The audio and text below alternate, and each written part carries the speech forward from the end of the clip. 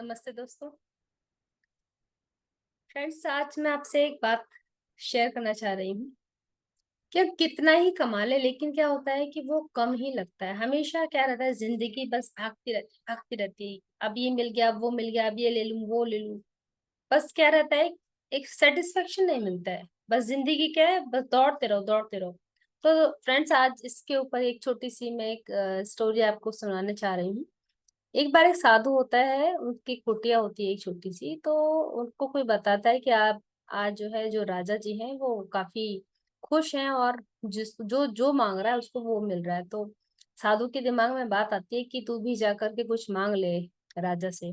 तो वो जाता है, तो राजा से कहता है कि राजा जी, मैं भी चाहता हूँ कुछ मुझे मिल जाए। तो बोलते हैं कि बताओ। तो कहता है, महाराज, मैं एक अपना आश्रम बनाना चाहता हूँ, उसके लिए मुझे जमीन चाहिए।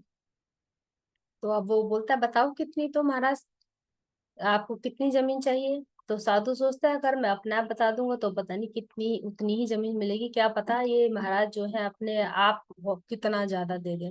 तो कहते हैं कि आप बताइए, आप ही दे दीजिए अपने हिसाब से, बस देख लीजिए, मुझे एक आश्रम बनाना है। तो जो वो राजा है वो बोलता है कि साधु महाराज, आप एक काम करिए, जहां तक जितनी दूर तक आपकी नजर जाती है वहां तक की जमीन आपकी। आप अपने पैरों से जमीन नापते जाइए, लेकिन शर्त यह है कि आपको वापस यहाँ मेरे पास आना पड़ेगा और आपको बताना पड़ेगा कि इतनी जमीन जो है मेरी, मुझे चाहिए। अब साधु के दिमाग में वो बात बैठ जाती है कि हाँ भाई। तो वो भागना शुरू कर देता है, चलता भी नहीं, भागना शुरू कर देता है।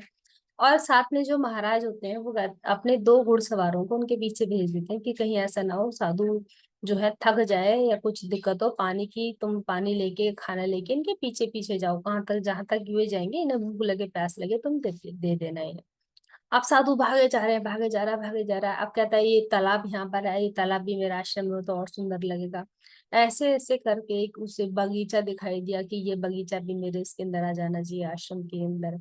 ऐसे ऐसे करते करते करते अब काफी दूर भागते भागते निकल गया। घुड़सवार बोले कि महाराज, आप पानी पी लो, आप थक गए हो। तो साधु कहता है, नहीं, मुझे जो अपने आश्रम के लिए जमीन देखनी है, अगर मैं पानी पीने के लिए रुक गया तो समय नहीं मिलेगा और वापस घर भी जाना है। सॉरी, आप वापस अपने राजमहल भी जाना है।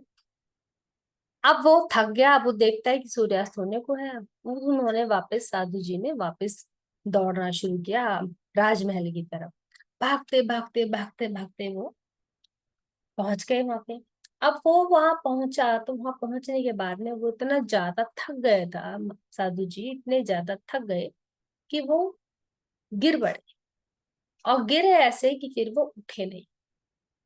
अब ना ही तो वो बता पाए कि कितनी जमीन उनको चाहिए। उनको जो जमीन मिली वो कितनी जमीन मिली, जितने बड़े वो साधु थे उतनी जमीन उनके लिए अंतिम संस्कार के लिए दी गई। क्यों? क्योंकि अब क्या करना था। साधु ने कितनी जमीन यूज की, सिर्फ उतनी जितने वो थे।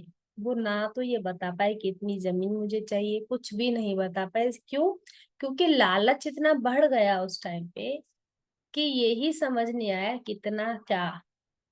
तो सेम कहानी हमारे साथ होती है, हम जिंदगी भर भागते रहते हैं, भागते रहते हैं, भागते रहते हैं, लेकिन जो हमारी चीजें हमें मिली हुई हैं उनका आनंद हम कभी भी नहीं उठा पाते।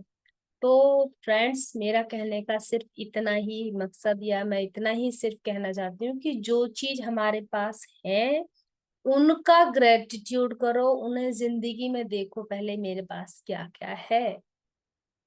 चीजें, धन कमाना बुरी बात नहीं है, लेकिन उसके पीछे अंधों की तरह भागना, जो तुम्हारे पास है उसको ना रियलाइज करना, ये जो है ये बहुत गड़बड़ हो जाता है। तो अपने जीवन के अंदर संतुष्ट रहिए, आगे बढ़िए, लेकिन हिसाब से। ठीक है।